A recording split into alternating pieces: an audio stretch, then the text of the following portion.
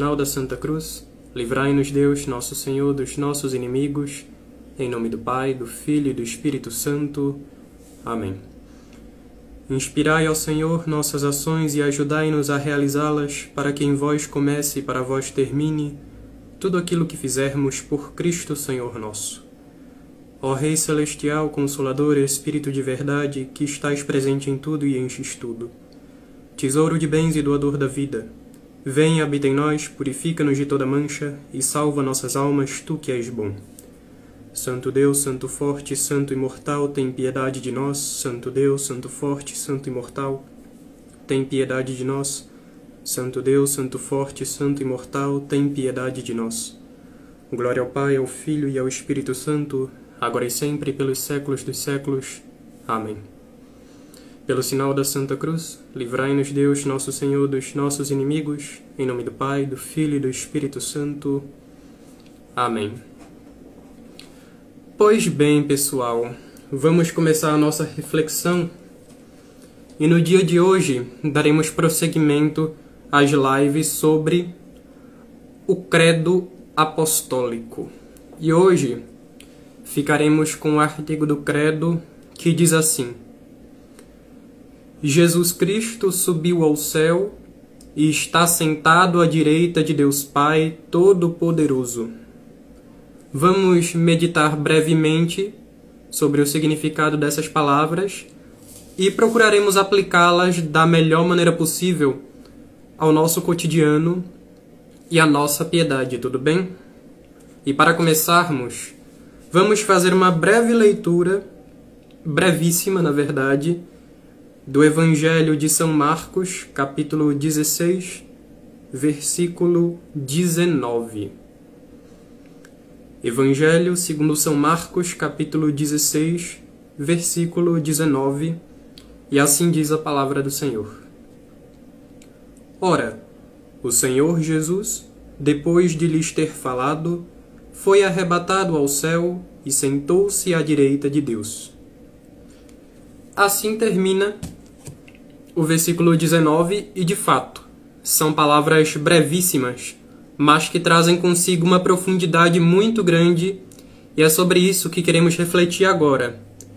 Antes de mais nada, devemos entender que São Marcos escreve sobre um evento que aconteceu 40 dias depois de Jesus ter falado constantemente a diversas pessoas, aos seus próprios discípulos, às próprias mulheres que estiveram com Jesus Cristo ao longo de seu ministério e grandes multidões após a sua ressurreição. Antes de mais nada, é necessário considerar o seguinte: de fato, Jesus foi glorificado desde o momento da sua ressurreição. Desde o momento que Jesus ressuscitou ao terceiro dia, como também já vimos anteriormente nas lives, a humanidade de Cristo já foi glorificada. Isso se prova sobretudo através das novas propriedades que Jesus Cristo demonstrou em sua humanidade. Por exemplo, lemos numa das passagens que Jesus Cristo atravessa uma parede e aparece diante de seus discípulos. Ou seja, sua humanidade já não está mais sujeita às leis que regem a nossa humanidade ordinariamente, as leis da natureza. A humanidade glorificada de Cristo já não se mostra sujeita a essas coisas. No entanto, também é importante considerar que a humanidade de Cristo, apesar de glorificada, Jesus Cristo não mostrou a sua glória de maneira automática, por assim dizer. A glória de Cristo em sua humanidade ressuscitada ficou como que oculta sob um véu durante esses 40 dias que Jesus falava a diversas pessoas, falava inclusive às multidões.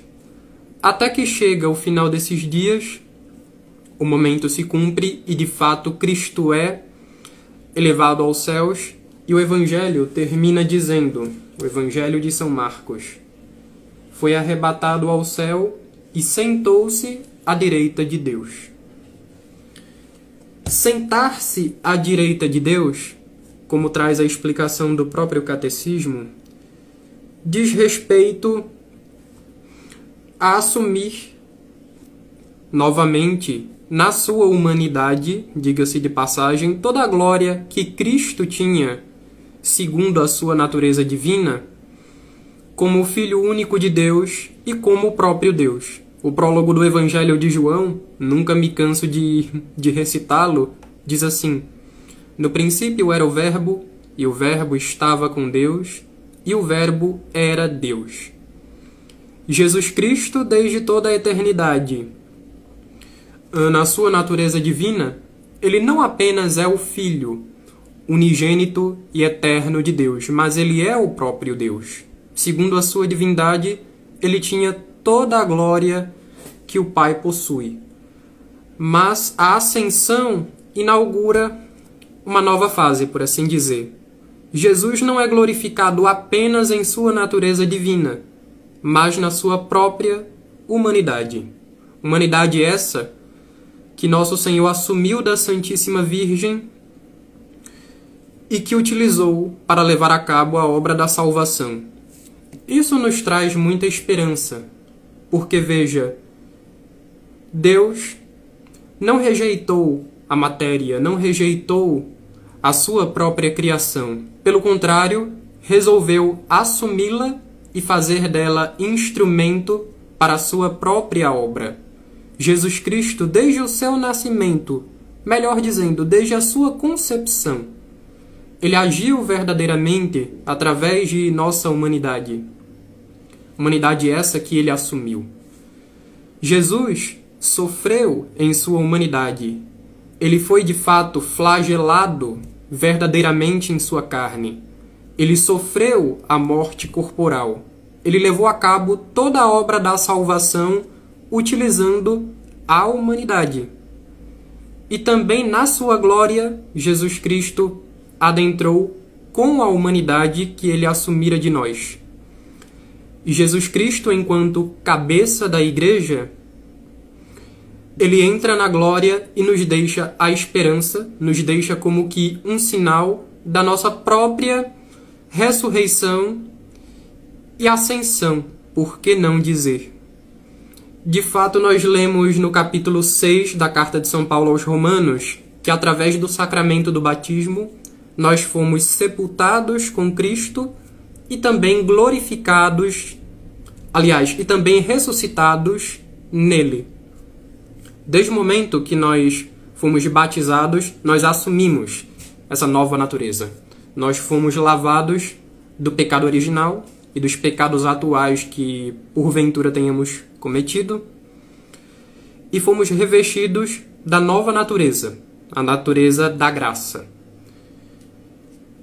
E existe um paralelo entre isso e a situação de Jesus antes da sua ascensão.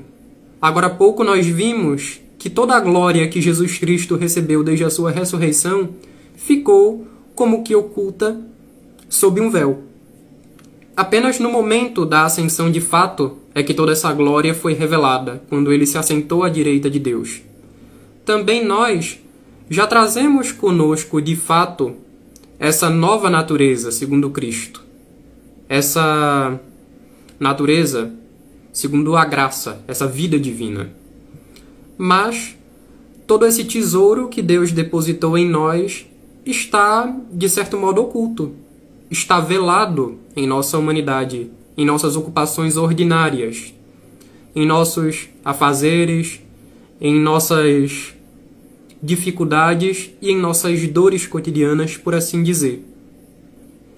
Mas somos chamados a corresponder à graça de Deus no contexto no qual estamos inseridos e, de fato, assumir essa identidade de batizados e viver conforme a vontade de Deus, tendo a firme esperança de que, assim como Cristo, cabeça da Igreja, ascendeu aos céus e está sentado à direita de Deus Pai, nós também ao seu tempo, seremos plenamente glorificados em Cristo e também participaremos de sua missão.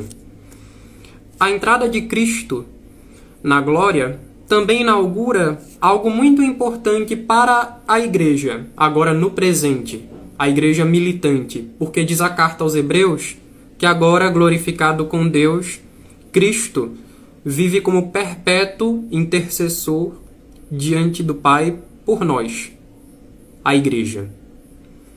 Cristo, de fato, de uma vez por todas, ele se ofereceu em sacrifício e trouxe a nossa redenção. Esse sacrifício único e perpétuo de Cristo, ele é agora atualizado nas nossas celebrações eucarísticas. Na profecia de Malaquias, no capítulo 1, versículo 11, já profetizava que do nascer ao pôr do sol, um sacrifício seria oferecido a Deus. Esse é o sacrifício da nova aliança, o sacrifício eucarístico. E devemos reconhecer que esse sacrifício oferecido sobre nossos altares não consiste num novo sacrifício ou numa invenção humana que utilizamos para contrapor a obra de Cristo. Muito pelo contrário. É o próprio Cristo, através dos nossos sacerdotes, que se oferece por nós e que se dá a nós como alimento espiritual que nos nutre e que nos diviniza. Cristo também, como intercessor perpétuo diante do Pai, está a par de todas as nossas dificuldades, intercede por nós e também pelo crescimento de seu reino aqui na terra. E os santos de Deus, a seu tempo, uma vez chegando à glória, intercedem com Cristo e por Cristo diante de Deus por nós. Tanto é que o autor da carta aos Hebreus se refere a essa realidade dos santos glorificados com Cristo. Isso está em Hebreus capítulo 12, versículo 1. Como uma grande nuvem de testemunhas. A metáfora ali é de uma espécie de corrida onde nós estamos caminhando rumo ao alvo. Algumas pessoas já chegaram a esse objetivo, a esse fim, e nos precedem, velam por nós, torcem por nós. Esses são os santos já glorificados com Cristo, intercedendo por nós, participando da obra de Cristo. E nós também, pela graça, teremos o mesmo fim. Peçamos a intercessão de Nossa Mãe Santíssima Virgem Maria e de todos os santos de Deus, para que possamos firmemente caminhar na graça de Deus, nos desvencilhar de toda a mancha de pecado e corresponder à graça todos os dias de nossa vida. Pelo sinal da Santa Cruz, livrai-nos Deus, nosso Senhor, dos nossos inimigos, em nome do Pai, do Filho e do Espírito Santo. Amém. Vamos finalizar com uma Ave Maria? Ave Maria, cheia de graça, o Senhor é convosco. Bendita sois vós entre as mulheres, e bendito é o fruto do vosso ventre, Jesus. Santa Maria, Mãe de Deus, rogai por nós, pecadores, agora e na hora de nossa morte. Amém. Pelo sinal da Santa Cruz, livrai-nos Deus, nosso Senhor, dos nossos inimigos, em nome do Pai, do Filho e do Espírito Santo. Amém. Pois bem, pessoal, essa foi a nossa reflexão de hoje. E acompanhem o nosso apostolado para as próximas reflexões que faremos sobre o Credo Apostólico. Na próxima live, vamos refletir sobre o artigo que fala sobre Jesus. De onde virá a julgar os vivos e os mortos. Esperamos vocês para a próxima live e que Deus os abençoe. Salve Maria.